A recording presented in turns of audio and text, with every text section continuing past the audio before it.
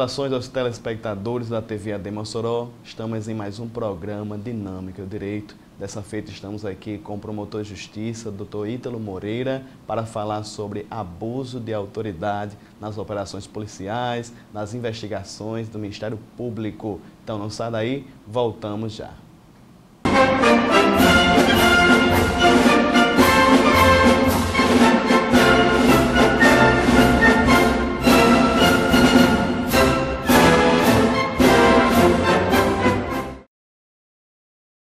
Estamos de volta com o programa Dinâmica do Direito. Dessa feita estamos aqui com o Dr. Ítalo Moreira, novamente aqui conosco. Mais uma vez o Ministério Público se fazendo presente, dando voz à sociedade, num tema tão importante e tão relevante que é a questão do abuso de autoridade. Dr. Ítalo Moreira, mais uma vez, seja bem-vindo. Olá, doutor Nazeu, satisfação mais uma vez aqui participar do programa. Doutor Ítalo, é bem verdade que as operações, como Lava Jato, e outras aí, Mensalão, Petrolão, têm sido muito fortes, muito enfáticas, com toda a autoridade e propriedade, tanto dos delegados de polícia, como do próprio Ministério Público, prestando um serviço relevante à sociedade. Mas, doutor Ítalo, é interessante afirmar também que algumas dessas situações podem fugir da normalidade. E para isso existem leis, existem regulamentos, e no caso específico a gente vai tratar sobre abuso de autoridade, em investigações, em processo criminal, e o senhor vai nos ajudar aqui. O senhor, como a gente falou, apresentou como promotor de justiça, o senhor já participou de diversas operações nesse sentido. Doutor Ítalo, a lei de abuso de autoridade no nosso país, no caso uma lei de 60, década de 60, a 4.898. Ela, atualmente, ela trata sobre abuso de autoridade, ela merece realmente uma revisão? Como é que ela trata, tipifica o abuso de autoridade no nosso país? Essa lei da década de 60, eu não sei dizer especificamente qual ano, acho até que 1965, ela trata o abuso de autoridade de uma forma muito ampla e sem a devida especificação. Lá, por exemplo, tem termos como violar a liberdade de locomoção, certo? Não efetuar busca e apreensão, ou não efetuar a busca domiciliar sem as hipóteses legais. São situações bem abrangentes, não é? E a pena, normalmente, é uma pena pequena. São vários delitos, mas normalmente a pena é pequena. Há muitos anos, já se tem no Congresso Nacional tramitando alguns projetos de lei que trata do crime de abuso de autoridade. Ou seja, uma nova lei para talvez modernizar a prática supostamente criminosa de agentes públicos. Esse é o objetivo da lei de abuso de autoridade. E o que seria um abuso de autoridade? Toda autoridade, todo agente público, ele tem as suas atribuições legais. Eu, como promotor, tenho a minha, um juiz tem a dele, o delegado tem a sua. Quando o agente público ele ultrapassa os limites da sua atribuição, então ele passa a agir com excesso.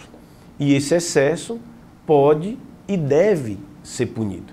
Quem trabalha corretamente quer que aquele que não trabalha correto seja punido. Agora, a grande questão é como é que isso vai ser feito. Porque direito não é uma ciência exata, certo? Todo mundo tem um modo de agir diverso, que não significa dizer que esteja por si só errado ou por si só certo. Eu sempre defendi a atualização do abuso de autoridade. A questão é saber em que termos a lei vai ser autorizada. Quais são as condutas que vão ser estabelecidas para a gente saber se a lei ou se o projeto de lei, se ele é bom ou se ele é ruim. Muita gente até criticou, o pessoal da Lava Jato principalmente, que esse projeto seria oportunista, porque veio justamente no momento em que a classe política, muitos congressistas, estariam sendo investigados pelo Congresso Nacional. E que não era o momento de se votar a lei de abuso de autoridade agora, a nova lei, esse projeto, porque teria outra pauta mais importante para o Congresso Nacional. Eu até tenho uma visão diversa. Eu não vejo motivo para esse projeto não ser votado não, que vote o projeto.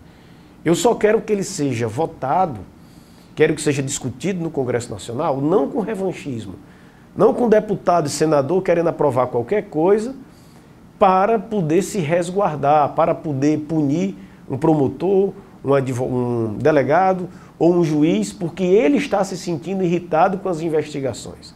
Então, se for feito de forma correta, isenta, certo? Moderada e buscando efetivamente atender o interesse público e não o interesse especificamente de um investigado que não gosta de ser investigado, eu acho que não tem problema nenhum dessa lei estar sendo discutida e votada atualmente no Congresso Nacional.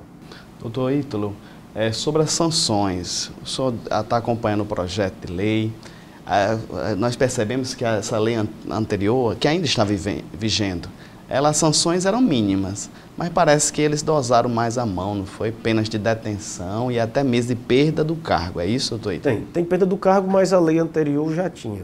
Mas tem alguns dispositivos lá que trazem pena, por exemplo, de 1 a 4 anos de reclusão. Enquanto a lei anterior, ela estabelecia, eu não tenho precisamente informação, mas ela estabelecia apenas de até 1 ano, algo assim. Então, para algumas condutas que foram até remodeladas, ou seja, se criou uma nova roupagem, uma nova figura típica, foram modernizadas, a pena passou de alguns meses de detenção para até 4 anos de prisão. Então, houve um aumento significativo, né, da possibilidade de reprimenda penal, ou seja, a possibilidade de pena, de castigo para aquele que venha cometer o crime de abuso de autoridade. O senhor, como promotor de justiça, o senhor já passou pelo seu gabinete alguma investigação, no sentido de alguma denúncia contra alguma autoridade, doutor? O senhor chega a denunciar algum delegado, alguma... Alguns policiais, normalmente o crime de abuso de autoridade vai para o juizado especial criminal, porque é crime hoje, em regra, de pequeno potencial ofensivo, daí a mudança na lei para colocar a pena mais elevada, e já houve sim algumas situações nesse sentido. Como também aqui eu não tenho interesse em esconder nada, eu já fui representado por abuso de autoridade. Fui representado, mas foi arquivado. Trabalhava em uma determinada comarca, eu abri um procedimento, tenho certeza absoluta que agi de forma correta, mas o presidente da Câmara Municipal em um determinado município, não é Mossoró, certo? Outro município que eu já atuei, na época atuando na área do patrimônio público, resolveu me representar junto ao Conselho Nacional do Ministério Público, dizendo que eu agi com abuso de autoridade. A representação foi arquivada porque eu não agi com abuso de autoridade. Mas é um direito daquele, certo, que acha que a autoridade extrapolou de representar contra ela. Nesse caso, essa representação, ela não foi criminal. Criminal é o que a gente está falando agora da lei de abuso de autoridade. Mas ela se valeu da atual lei, que é de 1965, salvo engano, e eu fui representado para que o Conselho Nacional do Ministério Público tomasse, no entender do representante, as providências cabíveis, pelo menos na esfera administrativa, ou seja, eu recebi uma censura, alguma coisa nesse sentido. Mas, repito, foi arquivado. E foi arquivado, eu tenho certeza absoluta, com toda a justiça, porque eu não pratiquei crime de abuso de autoridade algum. Doutor Ítalo, para explicar, para o pessoal de casa, então esses crimes, eles correm tanto na esfera administrativa, com o Conselho Nacional do Ministério Público, o Conselho Nacional de Magistratura, e corre também criminalmente, na vara criminal, é isso? Sempre que você praticar uma conduta que, em tese, há a possibilidade dessa conduta ser enquadrada como crime, eu posso ser punido administrativamente, independente de responder um processo criminal. Há uma responsabilização criminal e pode haver uma responsabilização administrativa, tipo uma suspensão, uma censura. Então são penas administrativas.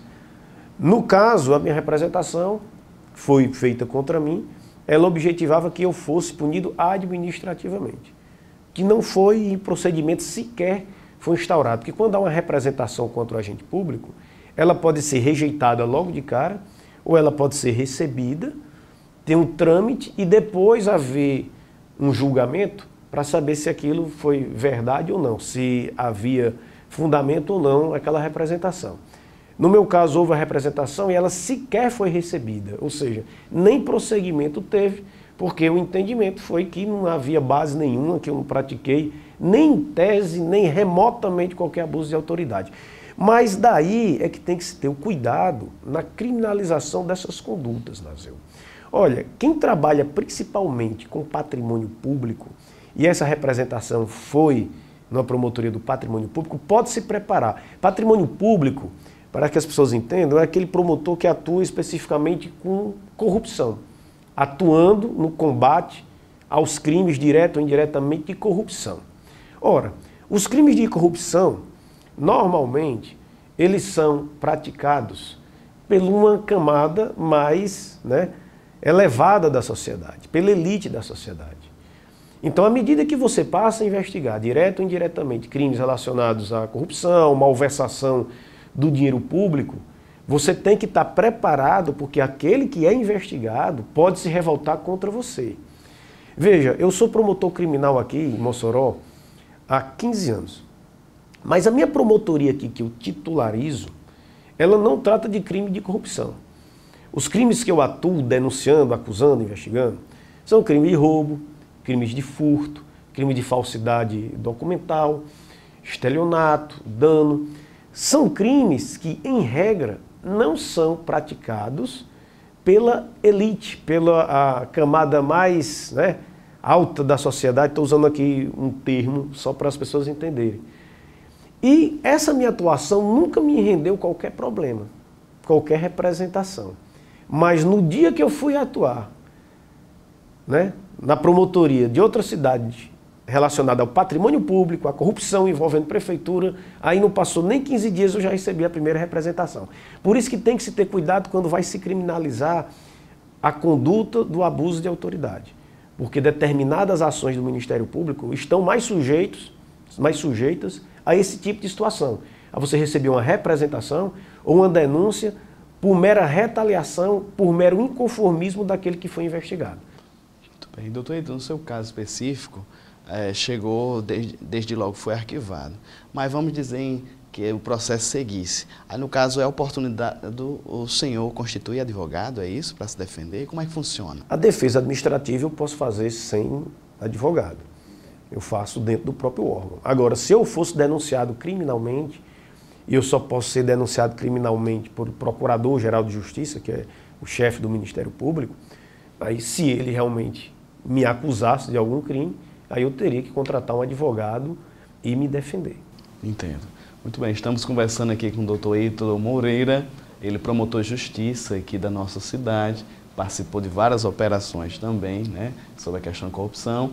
Está alotado na 6ª Promotoria de Justiça e já é palestrante, doutor Ítalo? Já tem toda uma dinâmica aqui frente às câmeras. Participa de vez em quando alguns eventos. E está nos ajudando aqui a entender sobre o projeto de lei que vai alterar sensivelmente a questão do crime de abuso de autoridade. Então não sai daí, próximo bloco iremos tratar sobre algumas mudanças pontuais nessa proposta, a partir dessa proposta de lei sobre o abuso de autoridade. Voltamos já.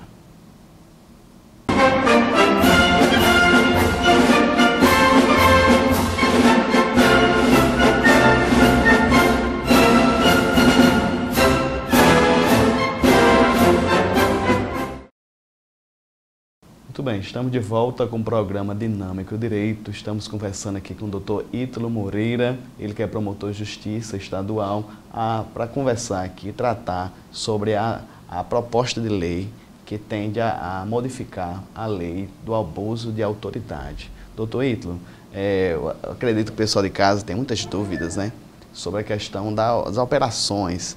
A mais importante delas é a denominada Lava Jato. E gera muitas dúvidas, jornalistas fazem pontuações, muitas vezes sem um revestimento, sem um fundamento legal, mas algumas colocações eu quero que o senhor esclareça. Na questão do Lava Jato, algumas polêmicas.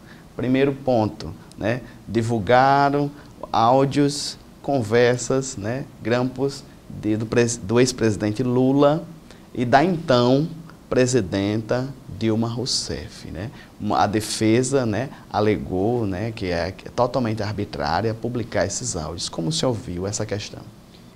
Primeiro que em relação às grandes operações, e a Lava Jato hoje é a maior operação do Brasil, sempre vai ter polêmica.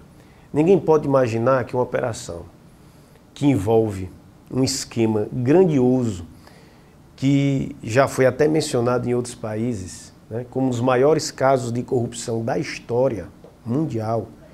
Então, polêmica sempre vai ter.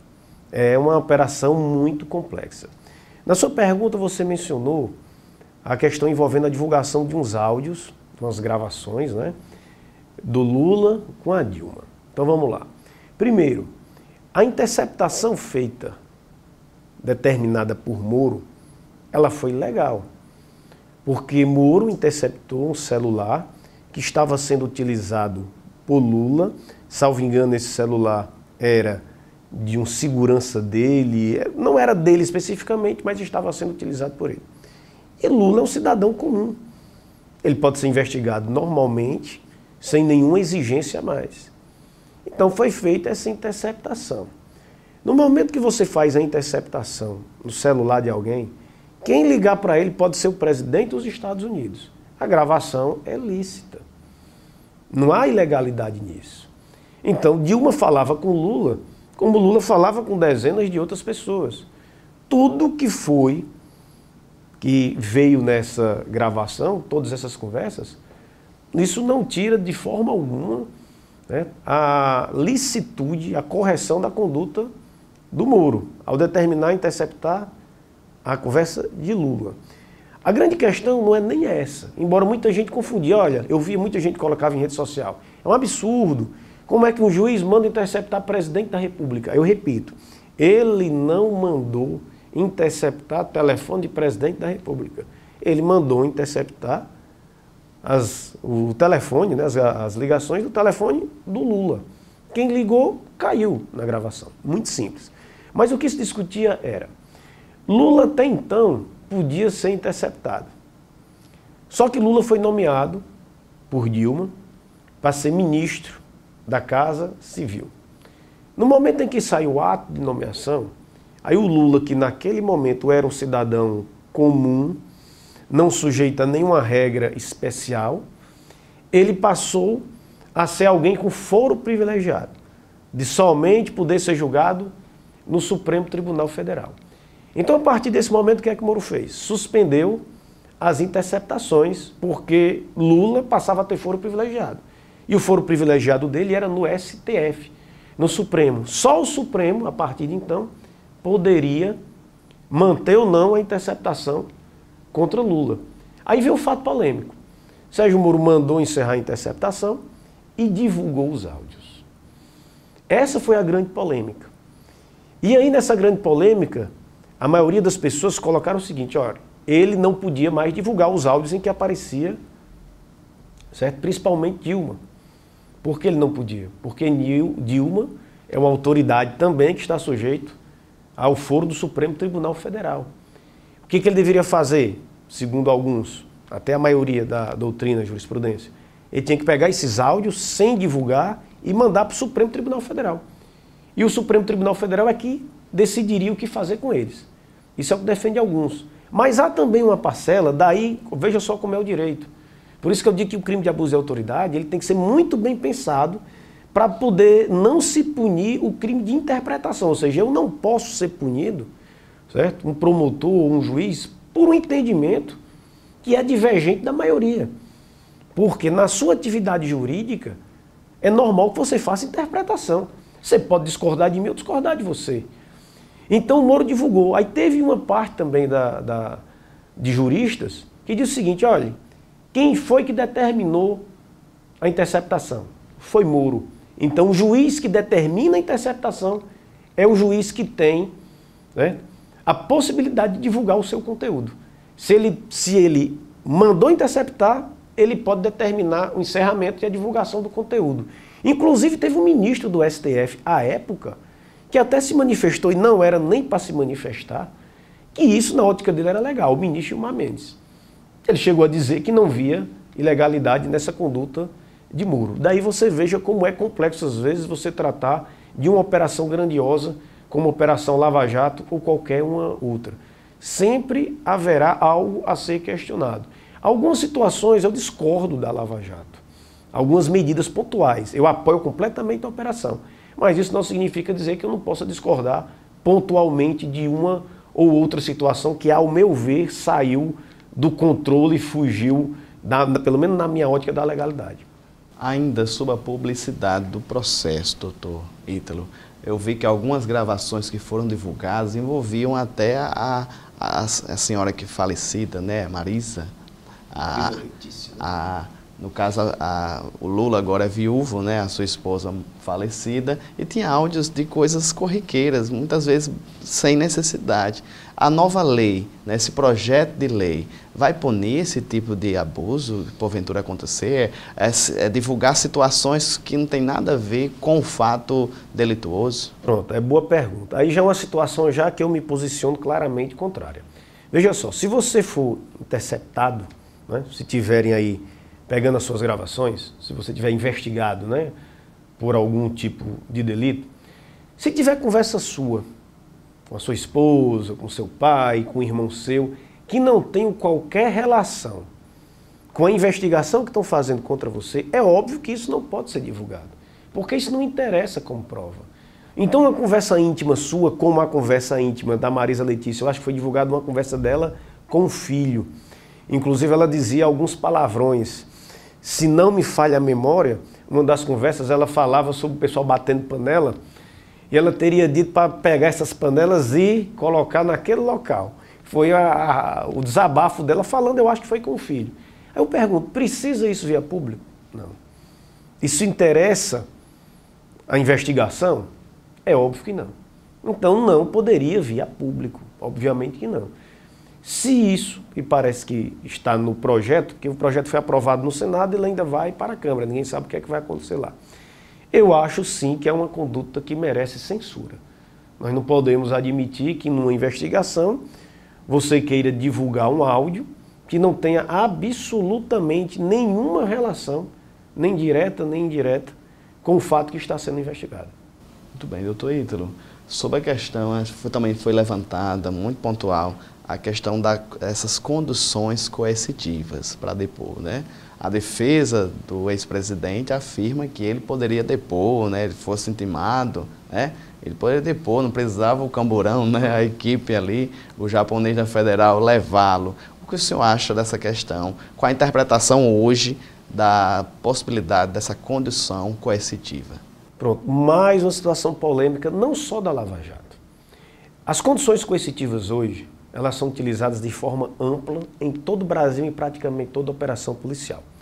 Se você assistir um telejornal, quando for noticiar uma grande operação realizada, normalmente ela está acompanhada de conduções coercitivas. Um pouco mais recente que deu o que falar, não por isso, por outros motivos. O pessoal até esqueceu desse fato. Aquela operação sobre a carne fraca. Houve diversas condições coercitivas. Só que ninguém nem falou. Porque os conduzidos coercitivamente não eram tão famosos. O que as pessoas falavam muito era sobre a carne, sobre papelão na carne, mas esqueceram as condições coercitivas. Eu estou mencionando só esse exemplo para dizer que hoje a condução coercitiva é utilizada em larga escala em quase todas as grandes operações que são realizadas no Brasil. Seja pela polícia, seja pelo Ministério Público, sejam pelos os dois órgãos conjuntamente. E é preciso intimação para o investigado ser levado? Bem, a interpretação mais antiga era que não. O entendimento anterior era apenas um. Era no seguinte sentido: se eu não me recusei aí depois, se eu não fui intimado, por que eu tenho que ser conduzido coercitivamente? Só que modernamente, inclusive com respaldo em uma decisão do STF de 2011, se entende que é possível, em determinadas circunstâncias, para preservar a prova, principalmente na ocasião da execução de mandados de busca e apreensão, se fazer essa condução coercitiva, certo? Essa autorização foi dada, não uma autorização, mas essa decisão, que serve de fundamento até hoje, foi dada pelo STF em 2011. Se não me falha a memória, Ricardo Lewandowski foi o relator no Supremo Tribunal Federal. E tem gente que argumenta outras situações benéficas da condução coercitiva. A lei ela estabelece, por exemplo, uma possibilidade de prisão que é a prisão temporária. E se você for olhar os requisitos da prisão temporária, ela só diz mais ou menos o seguinte: são prisões feitas durante o inquérito policial, né, quando houver necessidade para investigação. Tem um pouco mais de coisa do que isso, mas só para quem está escutando entender. Ou seja, é muito ampla uma prisão temporária. E a lei diz que a prisão temporária, normalmente, dependendo do crime, ela é de 5 dias, prorrogáveis por mais 5. E o que é que acontecia nas grandes operações? Você realizava uma grande operação e pedia a prisão temporária daquele investigado.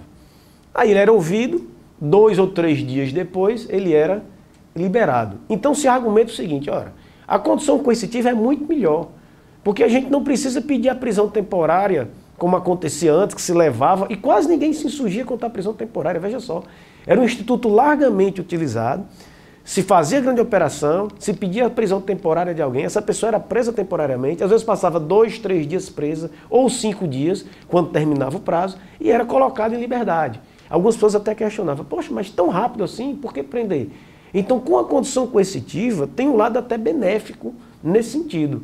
Se houver necessidade de se ouvir a pessoa naquele momento, você leva conduzido para a delegacia, ele é ouvido e é liberado logo em seguida. Ou seja, ele passou constrangimento, óbvio, que todo mundo que é conduzido coercitivamente passa constrangimento. Mas ele passa um constrangimento muito menor do que antes se passava, porque não se vai mais prendê-lo temporariamente. Muitas vezes basta a condução coercitiva. Tanto que nas últimas operações as prisões temporárias têm caído muito, justamente porque se utiliza mais a condução coercitiva. E no Brasil, a maior polêmica da condução coercitiva se deu com a condução coercitiva do Lula. Só que veja, o Lula, se não me falha a memória, ele foi o 119º conduzido coercitivamente pela Lava Jato.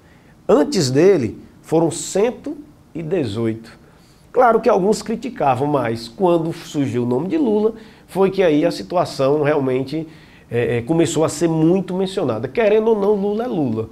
Os 118 anteriores a ele não trouxeram assim uma evidência tão grande para o fato. Mas quando Lula foi conduzido coercitivamente, e aí esse assunto, e aí de lá para cá não parou mais, se fala condução coercitiva. Se fala muito hoje em condução coercitiva. E no projeto de abuso de autoridade, tem um dispositivo que trata sobre condução coercitiva, mas pela sua redação, aparentemente, ele não veda a condução coercitiva sem intimação anterior, certo? A forma como ele está disposto, ele diz mais ou menos assim: realizar a condução coercitiva fora das hipóteses legais ou quando o investigado não tenha sido intimado previamente. Como ele colocou um ou, o próprio projeto já está admitindo que é possível, certo, outra forma de condução coercitiva que não seja apenas quando o investigado se recuse a prestar esclarecimentos. Muito bem, estamos conversando aqui com o doutor Ítalo Moreira, avaliando, né, alguns dispositivos desse projeto de lei que está tramitando no Senado a respeito sobre uma nova roupagem, né, uma atualização da lei do abuso de autoridade. Então, sai daí, voltamos já.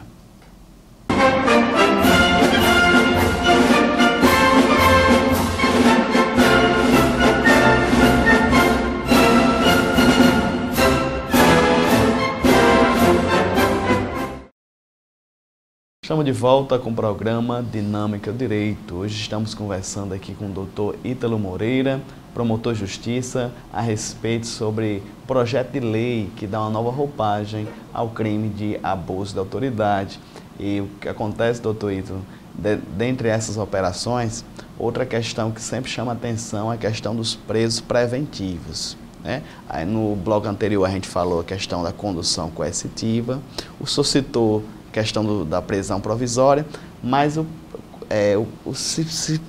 esses presos preventivos, doutor Ítalo, chega a passar nessa condição anos até. O exemplo de José Disseu, né, que ele foi preso preventivamente em 2015, teve sentenças, né, com mais de 30 anos de prisão e foi solto agora essa semana, doutor Ítalo, né?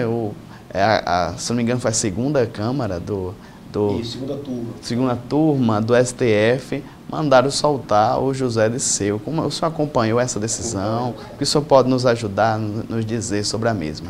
Veja só, e falando mais uma vez como o direito é polêmico. A decisão foi 3-2. 3 ministros entenderam que ele deveria ser solto, 2 ministros entenderam que ele deveria ser preso.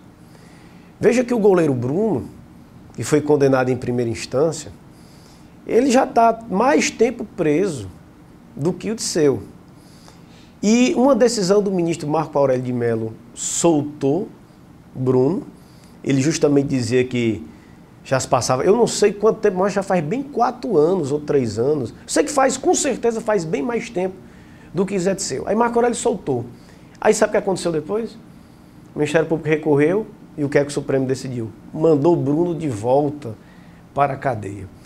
E Disseu foi solto, um dos fundamentos que foi utilizado por Ricardo Lewandowski e por Dias Toffoli, 2 ministros, falou justamente do tempo de prisão, 1 ano e 8 meses. Aí veja só, aí Bruno está preso há mais tempo que isso e está preso.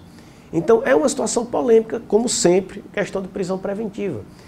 E ela é polêmica nesse aspecto, Nazil, porque a lei não diz quanto tempo a pessoa deve ser presa preventivamente. Então cada um tem a sua percepção sobre o que é um excesso de prazo. Se me perguntarem quanto tempo alguém pode ser preso preventivamente, quando eu dava aula, certo? Era professor, de vez em quando eu participo de uma palestra, mas da aula já faz um certo tempo que eu não dou aula. Aí aluno me perguntava, professor, quanto tempo uma pessoa pode ser preso preventivamente? Aí eu disse, não sei. Eu digo, não sei porque a lei não diz. Então tem pessoas que passam 8 meses presas preventivamente e já são libertadas. Já é constituído um habeas corpus, porque já estão presas há muito tempo. Tem outros que estão há 1 ano, 2 anos que ainda estão presas.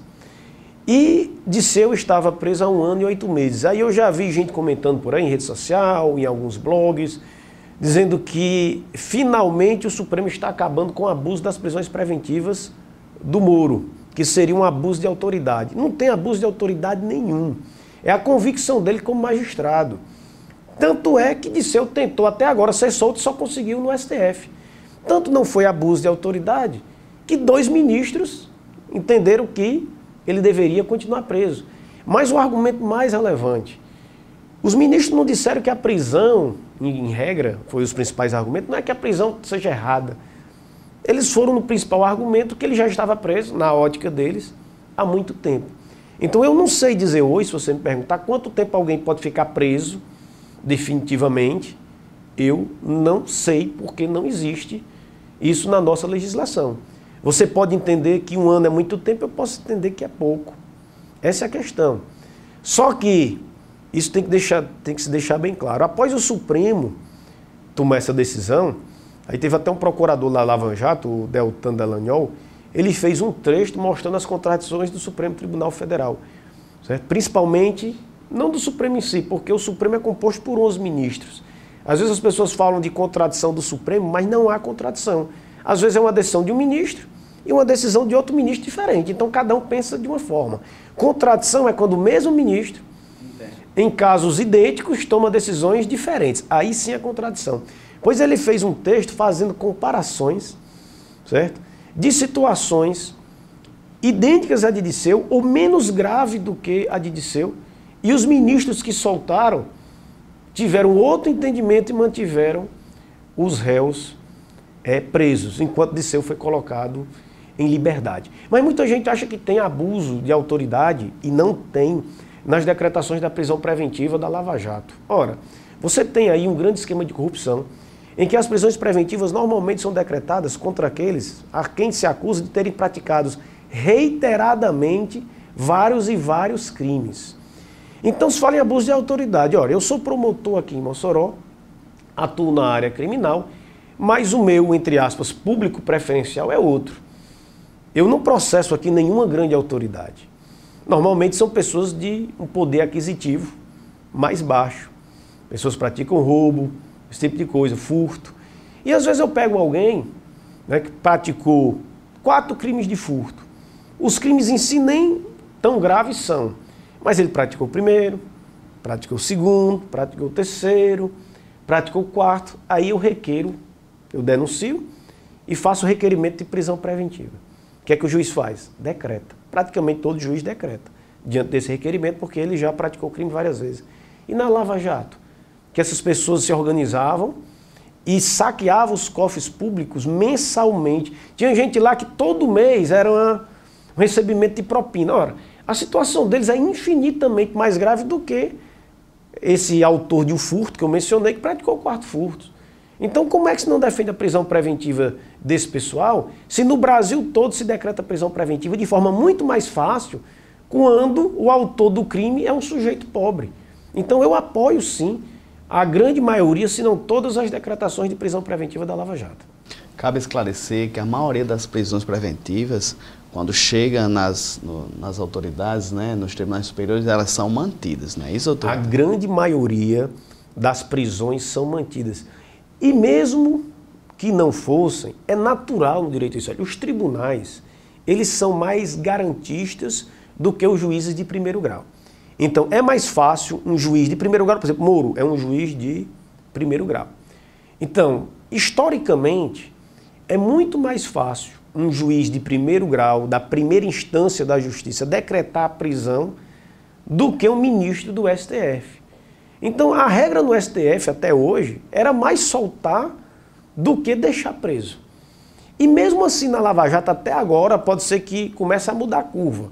Mas até agora na Lava Jato, uma vez eu vi a estatística, o Supremo parece que chegou a manter mais de 60% das prisões, certo, do Moro, que é um número elevado. E algumas em que o Supremo libertou, ele não disse que o Moro agiu errado em prender. Apenas entendeu que a prisão já cumpriu a necessidade dela, não havia mais a sua necessidade, então resolveram soltar. Ou seja, quando eles dizem que não há mais necessidade, eles estão dizendo que à época havia, mas deixou de haver. Por isso resolveram soltar. Mas a grande maioria das decisões do Supremo Tribunal Federal é no sentido, certo, até agora, de manter as decisões da Lava Jato. A grande maioria no sentido de que estão reconhecendo que as decisões de Moro estão corretas. Doutor Ito, ainda sobre a questão de José Disseu, eu li também que os procuradores eles tinham uma denúncia já para fazer, acho que era 2.400 milhões em uma propina também da época de 2015. E já estavam já para protocolar para Moro uma nova denúncia contra José Disseu, pedindo também a preventiva. Aí isso aí ainda estava na questão de protocolos ainda, e a defesa já se antecipava, dizia, por que eles não denunciaram antes? Né? Porque foi preciso, né, ter esses 2 crimes, ele foi julgado, né, recorreu, e porque agora, quando o nosso cliente conseguiu a liberdade, né, de maneira oportuna, vocês protocolam uma nova denúncia. O senhor, como membro do Ministério Público, tem uma opinião formada sobre isso? Eu não posso ter opinião formada sobre isso porque eu não conheço especificamente a realidade. Mas eu não vou me furtar de respondê-lo, tá certo? Os advogados do Disseu até disseram, olha, depois os procuradores ficam achando ruim quando se fala em abuso de autoridade. Primeiro que o Ministério Público ofereceu uma denúncia num tempo ou no outro, isso não é abuso de autoridade, certo? O momento oportuno é o Ministério Público quem vai escolher. Claro que ele não pode escolher o momento para perseguir alguém, nem agir por motivos particulares, só de perseguição, deixando bem claro isso. Mas da mesma forma, Nazil, e aqui eu vou fazer só uma especulação. Imaginemos que os procuradores eles estavam com essa investigação contra Disseu há algum tempo. Aliás, eles têm investigações ainda contra muita gente. E eles, na realidade, ofereceram a denúncia, não foi depois do Disseu ser solto. Ele ofereceu no dia que o Disseu ia ser julgado, o habeas corpus dele ia ser julgado no Supremo. Então, quando eles ofereceram a denúncia, o que é que disseram? Olha, isso aí foi oportunismo. Eles estão oferecendo uma nova denúncia contra Disseu para influenciar no julgamento do STF. Mas vamos imaginar que eles não tivessem oferecido e oferecessem já depois. Sabe o que ia acontecer? Os que não gostam de Disseu iam dizer para os procuradores, por que vocês não ofereceram a denúncia antes? Quer dizer, hoje eles estão sendo criticados porque ofereceram a denúncia, certo? Antes, certo? Anteciparam, supostamente anteciparam. Se eles tivessem oferecido a denúncia depois, aí os críticos iam ser outros. Os críticos iam dizer, olha, o Ministério Público, sabendo que Zé Disseu ia ser julgado, Por que que não ofereceu, só deixou para oferecer essa denúncia depois? Veja como é complicado. Olha, você não agrada e o direito não existe para agradar ninguém especificamente. Você tem que agir de acordo com a sua consciência e tentar fazer o correto. E é tão complicado. Quantas pessoas hoje pedem a prisão do Lula? Muitas. E quantas dizem que se for decretado seria ilegal? E se decretar, vai ter muita gente criticando, vai ter muita gente aplaudindo. E se não decretar, como se não se decretou até hoje, vai ter muita gente aplaudindo e muita gente criticando. É complicado fazer isso. Agora, eu criticaria o Ministério Público Federal nessa denúncia se ela tivesse sido oferecida sem prova suficiente quanto a de seu. Tipo, olha, vamos forçar aqui uma denúncia só para ver se com essa denúncia influencia a decisão do STF. Se foi feita uma denúncia nesse contexto, aí receberia a minha crítica. Agora, se a denúncia é embasada em provas, se realmente há, de acordo com a lei, indício suficiente de autoria, se há materialidade do crime para o Ministério Público oferecer a denúncia, então os procuradores, para mim, agiram de forma correta. Eu não posso achar, porque foi oferecido no dia, que agiu de forma incorreta de forma alguma. E até porque é o seguinte, algumas decisões do Supremo Tribunal Federal, onde houve a soltura de alguns réus da Lava Jato, foi no sentido de que, e eu vi ministro dizendo isso, olha, os crimes que estão sendo atribuídos a fulano de tal foram anteriores a ano tal, ou seja, foi um ano antes do pedido de prisão. Ou seja, demorou muito para a prisão, os crimes teriam sido cometidos antes. E o Ministério Público ofereceu essa denúncia, e um dos objetivos claramente era dizer, olha, Dirceu recebia propina já durante as investigações da Lava Jato, já depois de condenado pelo mensalão. Então eu não vejo problema, desde que haja prova suficiente, repito, eu não vejo fundamento para a crítica se o Ministério Público resolveu denunciar e mostrar para o Supremo Tribunal Federal, certo? Que Dirceu teria recebido propina já durante as investigações da Lava Jato. Tudo bem, estamos conversando aqui com o Dr. Ítalo Moreira, promotor de justiça, a respeito sobre a lei do abuso de autoridade. Tem um projeto de lei, né, para dar uma nova roupagem a esse tipo penal, aproveitando aqui alguns exemplos, alguns casos concretos da Operação Lava Jato. Então não sai daí, voltaremos já para o quarto e último bloco da nossa conversa. Muito bem, estamos de volta com o programa Dinâmica do Direito. Estamos conversando aqui com o Dr. Ítalo Moreira, promotor de justiça, sobre a lei, o projeto de lei que tramita sobre a questão do abuso de autoridade, que dá uma nova roupagem a esse tipo penal. Doutor Ítalo, voltando aqui para a lei em si, o projeto de lei, na verdade, ele teve ampla discussão, né, na questão da Comissão, né, de Constituição e Justiça, e eu percebi pelas gravações, né, que tinha muitos procuradores, né, os deputados ali sentadinhos, e tinha uma pressão sadia do Ministério Público, não é verdade, doutor? Você disse muito bem agora, pressão sadia. Por quê? Porque eu vi algumas pessoas dizendo o seguinte, olha, isso é uma vergonha, eu vi. Tem rede social, os promotores e procuradores estão pressionando o Congresso Nacional. Ora, nós também fazemos parte da sociedade. Toda a sociedade pode pressionar o Congresso. E você disse agora uma pressão sadia. Então, se vai ser votado no Congresso Nacional um projeto de lei contra a classe dos professores, os professores vão lá para o Congresso Nacional pressionar. Se vão votar um projeto de lei contra o servidor público em geral, o servidor público vai lá pressionar. E se vai votar um projeto de lei que, no entender dos procuradores da República, promotores de justiça em geral, dos membros do Ministério Público, é muito ruim, certo? Para eles diretamente e para a sociedade e para as investigações em geral, é mais do que natural que haja essa pressão. E uma pressão, diga-se, deixando bem claro, uma pressão que deu resultado. Eu não vou dizer que deu o resultado que quem estava lá pressionando queria.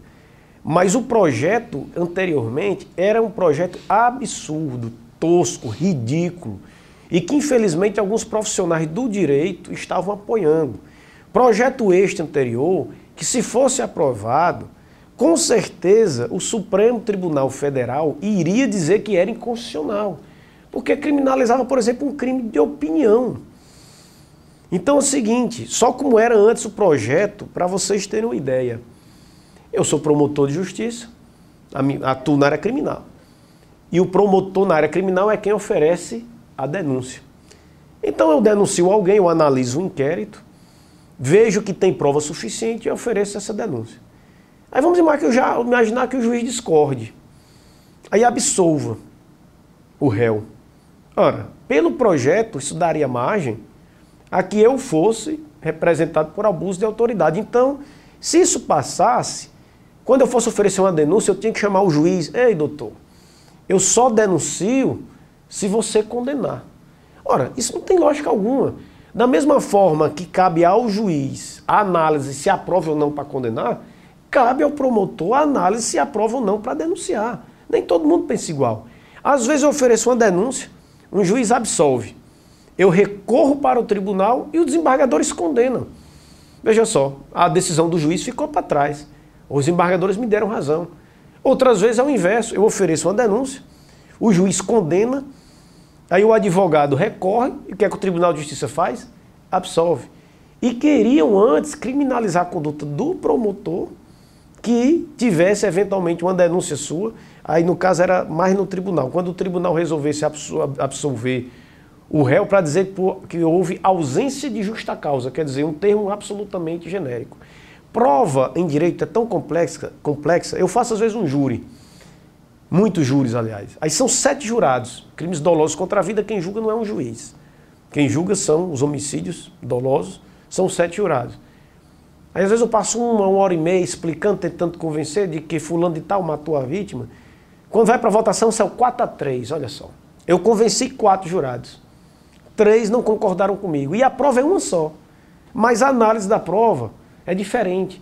A divergência ocorre também entre promotores e entre juízes. Né? Aqui, doutor Armando já veio aqui, não já? Pronto, tem alguns posicionamentos que às vezes eu substituo, quando ele está de férias, ele me substitui quando eu estou de férias. E aí quem trabalha com a gente já sabe, doutor Armando, isso aqui não denuncia. Mas eu denuncio. Então são entendimentos diversos. Juízes também. Eu trabalho aqui com 2 juízes. Eu sei mais ou menos o entendimento deles. Quando muda um juiz, eu já não sei qual vai ser o entendimento, pode ser um entendimento diverso.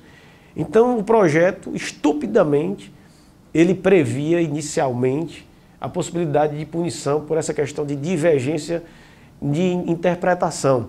Só para encerrar esse exemplo, há alguns anos, quando surgiu a atual lei de porte de arma, houve uma decisão do Supremo Tribunal Federal, foi numa turma, 3-2, para dizer que quem portava arma desmuniciada não cometia crime. Só que a contradição é que a própria lei do porte de arma, ela diz que o porte de munição é crime. Mas o Supremo passou a entender, inicialmente, que portar arma sem munição não seria crime. Como é que pode? Se a própria munição seria crime. E eu continuei denunciando as pessoas por porte de arma. Às vezes alguns advogados dizem, mas doutor, o Supremo já decidiu. Eu digo, não, peraí, uma turma do Supremo decidiu. Ainda falta uma análise pelos demais ministros. E eu continuei denunciando normalmente. Depois o Supremo pacificou o entendimento que porte de arma sem munição era crime. É só um exemplo para mostrar como a divergência é natural da área do direito. Doutor Ítalo, assim, para dar esse reforço para a população que nos assiste, né, tem muitas pessoas que não são da área jurídica. Então, esse projeto atual, né, dá garantias para os promotores continuarem investigando e os juízes continuarem cumprindo seu papel, no caso o próprio juiz Moro.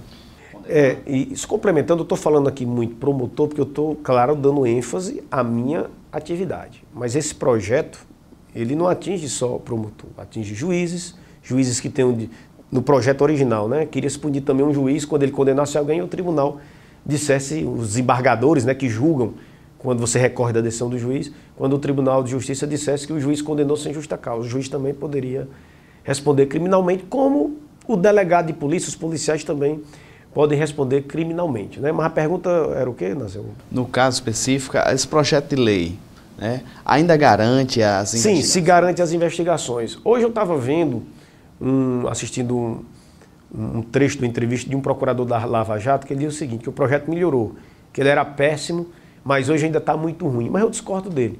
Eu vou mais com a opinião do Moro. O Moro deu uma entrevista que ele disse o seguinte, que o projeto melhorou muito, que ele tem algumas críticas pontuais. Quando você tem críticas pontuais, você diz assim, eu tenho uma crítica no artigo X, ou no artigo Y, que é normal. É muito difícil você aprovar uma lei dessa, você diga, olha, eu concordo com absolutamente tudo. Como também é muito difícil alguém que diga, eu não concordo com absolutamente nada. Do jeito que está aí, eu acho que está razoável. Eu tenho as minhas críticas em alguns pontos, mas eu acho que está razoável, eu acho que não vai impedir, de forma geral, as investigações do Ministério Público, não vai impedir os julgamentos do Moro, deixando bem claro que na Lava Jato não, na área criminal, quem investiga e quem denuncia não é o juiz, né? Porque às vezes as pessoas dizem, olha, o Moro vai continuar a poder investigar. O Moro não investiga, o Moro julga. Né? Ele julga aquilo que o Ministério Público denuncia e que foi investigado pela Polícia Federal, pela Polícia Civil, no caso lá é Polícia Federal, mas pode ser pela Polícia Civil, ou investigado pelo próprio Ministério Público. Então eu acho que dá para avançar nas investigações sem ter medo da nova lei de abuso de autoridade, que, detalhe, ainda não foi aprovada, deixando bem claro. Foi aprovada, aliás, só no Senado, ela vai para a Câmara. Resta saber se na Câmara dos Deputados, se o projeto será este ou se será reformulada alguma coisa. É interessante a população acompanhar, não é, doutor Ítalo, né? Tem a TV Câmara, né? A TV Senado, que faz toda... Olha, importantíssimo. Se esse projeto fosse aprovado, como estava antes, e até teve consulta pública, as pessoas votavam lá para dizer se apoiavam ou não, e a grande maioria votou que não aprovava, né? Mas se fosse aprovado do jeito que estava, ia comprometer investigações complexas como a Lava Jato e outras operações. Eu vou dar um exemplo de novo meu. Eu trabalho com a criminalidade, certo? Mais pobre, pessoas sem muito poder aquisitivo. Se fosse passado o projeto do jeito que estava, deixando bem claro, eu não teria muito problema não. Porque os processos que eu atuo são processos mais simples e eu sei que as denúncias que eu ofereço são quase todas julgadas procedentes. Ou seja, eu denuncio e o juiz condena.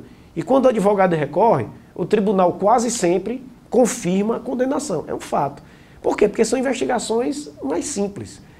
Só que se eu atuasse com investigações mais complexas, né, envolvendo pessoas de maior poder aquisitivo, pessoas de maior poder político, poder econômico, se fosse aprovado do jeito que estava, eu teria medo de denunciar. Porque eu ficaria pensando, poxa, eu vou denunciar aqui esse empresário. Isso aqui é muito complexo. Chegar lá no tribunal, o tribunal absolve esse empresário, quem é que vai se complicar? Eu.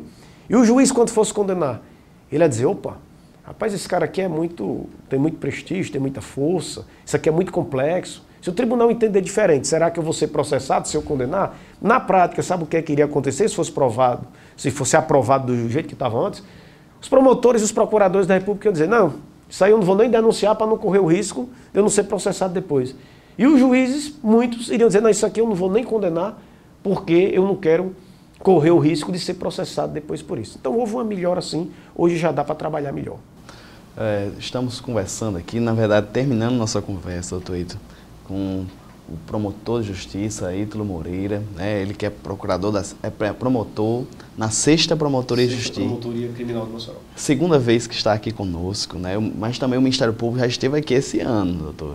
É o doutor Eduardo Medeiros, falando sobre organizações criminosas. Então, no caso, os membros do Ministério Público têm as atribuições deles, já são acumuladas, né, questão criminal, patrimônio público, mas vocês sempre têm um tempinho para estar aqui conosco, esclarecendo. E, doutor Ítalo, em nome da TVAD, pastor Wendel, irmão Rogério, meu muito obrigado. Eu sempre agradeço aqui a participação, em qualquer programa que eu vá, pode ser na TV, pode ser no rádio, porque eu faço absoluta questão, eu gosto mesmo, de fazer esclarecimento para a sociedade. E não é obrigado quem está me assistindo concordar com tudo que eu digo, não. Mas ela tem que saber pelo menos a nossa visão. Às vezes a pessoa tem um entendimento até preconceituoso com relação a alguma coisa, quando escuta, opa, eu pensava que era dessa forma e não é. Então eu acho que quem atua na área jurídica, as autoridades, elas têm sim que se dispor a prestar esclarecimentos, aí para um programa de rádio, aí para um programa de televisão, aonde for chamado. Claro, se a pauta, né, porque às vezes tem audiências eu não posso ir. Então é sempre oportuno, é sempre muito bom.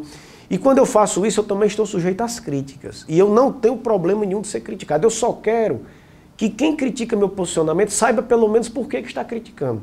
Que eu acho o grande problema hoje na área jurídica é assim, todo mundo hoje resolveu ser entendedor de direito. Todo mundo vai lá para o Facebook, escreve um texto, certo? Porque se acha entendedor de direito. Então vamos fazer o seguinte, vamos pelo menos pensar para poder criticar. Não tenham medo de crítica, porque e o Ministério Público não é para ter medo de crítica, nenhum promotor, porque instituição que não é criticada, ou que não possa ser criticada, ela nunca vai estar, ela nunca vai estar à disposição da sociedade. Toda instituição que efetivamente presta um serviço público, ela tem que estar sujeita às críticas. Então eu estou aqui prestando aqui os esclarecimentos, sempre que for chamado, estaremos aqui presentes e tratando do assunto que for possível, a gente está aqui participando desse programa. Satisfação. Muito bem, isso aqui é o Dr. Ítalo Moreira, nós tratamos aqui sobre o projeto de lei, né, sobre abuso de autoridade, tocamos em temas como a Lava Jato, né, questões pontuais da mesma, como prisão preventiva, né, condução coercitiva. Então são temas que muitas vezes, doutor Ítalo, os jornalistas falam de maneira genérica, né, sem tanta fundamentação, mas o senhor, né, de maneira, com toda a propriedade, muito bem fundamentado, né, trouxe esclarecimentos de maneira clara e objetiva para todos de casa. Então estamos felizes, né? Desejamos, doutor Ítalo, né, que as operações, né, estejam seu andamento normal, né? Esperamos que os procuradores, né, exerçam, né, de maneira independente suas atividades, para que os julgadores, né, tenham muito material, né, para trabalhar e, no caso, julgar de maneira, como a lei fala, de maneira regular, nunca de maneira arbitrária. Nós estamos num momento, se posso fazer esse pequeno conclusão, nós estamos num momento histórico. Por que momento histórico? Se você perguntasse há uns 15 anos, 10 anos, talvez nem isso. E aqui eu não estou fazendo propaganda para dizer, a prisão é coisa muito boa, não é coisa ruim, mas às vezes é necessária. Quem é que imaginaria que um Marcelo Odebrecht, o dono da maior construtora do Brasil, uma das maiores do mundo, estaria preso hoje? Quem imaginaria que tanta gente estaria sendo investigado, estaria pagando pelos seus crimes? E ainda é pouco, certo? No mundo da corrupção tem muito mais gente por aí que está longe das garras da justiça, mas já houve um avanço. Hoje no Brasil, aqueles que se sentiam muito protegidos ou blindados, hoje já não se sentem tão protegidos como antes. Quem diria que o Eduardo Cunha, tão poderoso, estaria atrás das grades? Então é importante que a sociedade valorize essas operações, valorize os agentes públicos. Isso não significa dizer que ela não possa deixar de criticar quando entender que algo está errado. Mas a valorização do trabalho é muito importante e esse trabalho é feito para a sociedade. Então, que nós tenhamos ainda mais operações, não sei se com a dimensão da Lava Jato, mas que seja uma constante esse combate à corrupção hoje que está sendo feito no Brasil.